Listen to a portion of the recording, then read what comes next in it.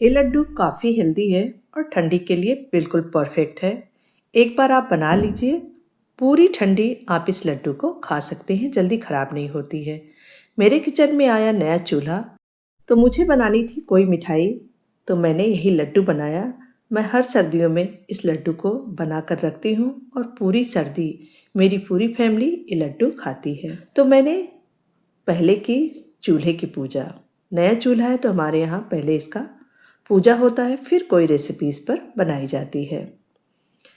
तो आइए देखते हैं इस लड्डू को मैंने कैसे बनाया है। तो इसके लिए आपके पास जितने ड्राई फ्रूट्स हों, जो जो हो वो आप सब ले लीजिए।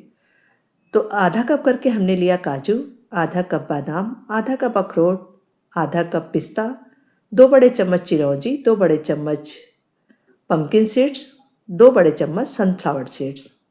बाकी सारी चीज़ें हमने बाउल में निकाल लिया है जितना हमें इस लड्डू में इस्तेमाल करना है। अब लेंगे अंजीर, ये 250 ग्राम अंजीर है। इस लड्डू को आज हम अंजीर और खजूर के साथ बनाएंगे। इसमें चीनी, गुड़, मिश्री किसी का भी इस्तेमाल नहीं करेंगे, इसलिए ये लड्डू काफ़ी हेल्दी बनेगा और यकीन माने टेस्टी भी बहुत होता है। खजूर के बीज को निकाल लेंगे। आपको मेरी रेसिपी थोड़ी भी अच्छी लगती हो तो इसे लाइक शेयर ज़रूर कीजिए। तो सारे इंग्रेडिएंट्स हमारे तैयार हैं लड्डू बनाने के लिए। गैस पर हमने रखा है कढ़ाई, इसमें हमने डाल दिया है आधा कप सफ़ेद तिल। लो फ्लेम पर इसे भून लेंगे। तिल हमारा अच्छे से भुन गया, इसे एक बाउल में ट्रांसफ़र कर लेंगे। उसी कढ़ाई में हमने डाला है 1/4 कप खसखस।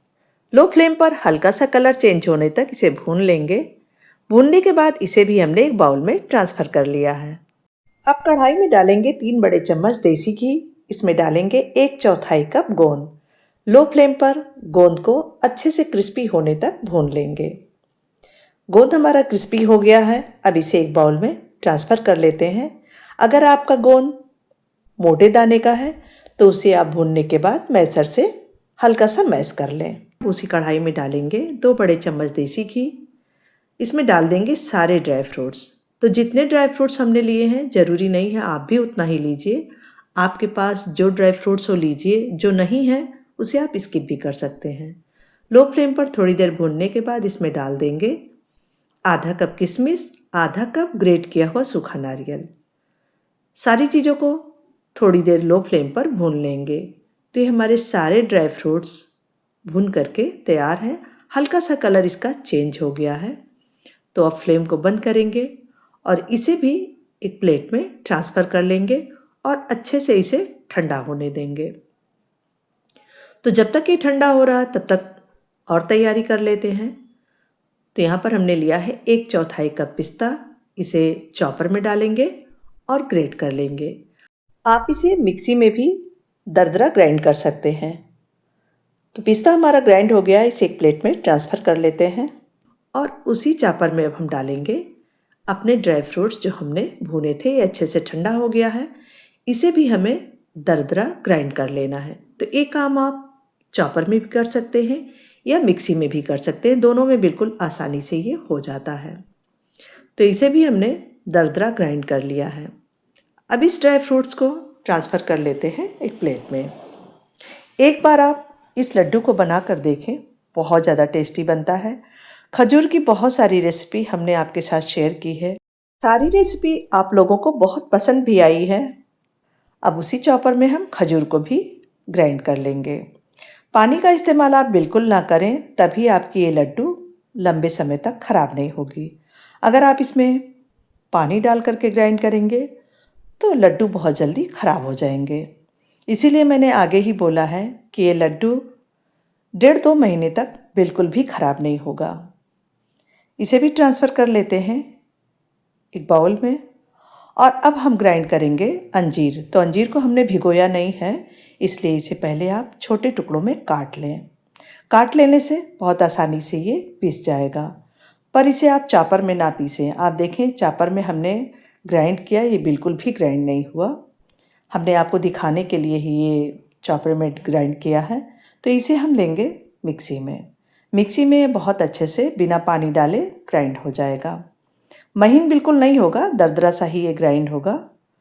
तो इसे भी एक बाउल में ट्रांसफ़र कर लेते हैं। अब गैस पर रखेंगे कढ़ाई और इसमें डाल देंगे पिसा हुआ अंजीर और खजूर।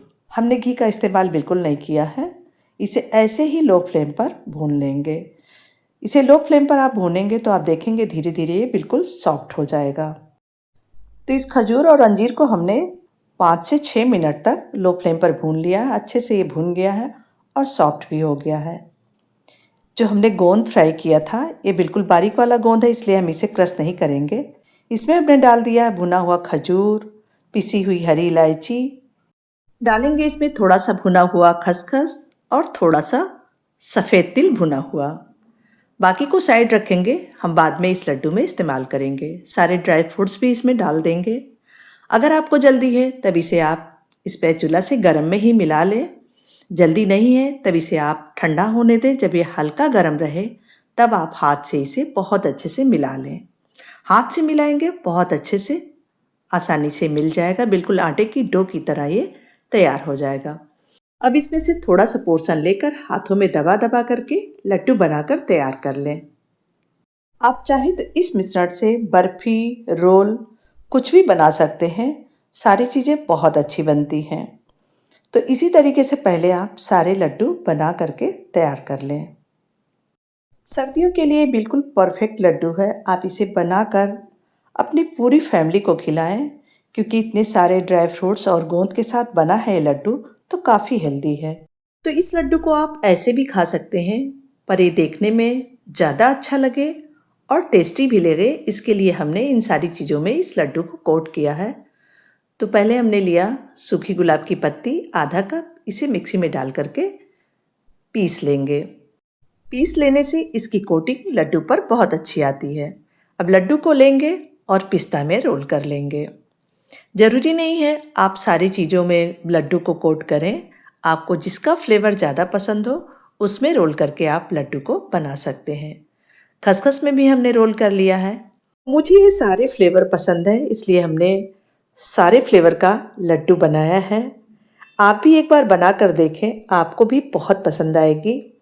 इतनी आसानी से बन जाती है, जल्दी ख़राब भी नहीं होगी, तो आप इसे ज़रूर ट्राई कीजिए।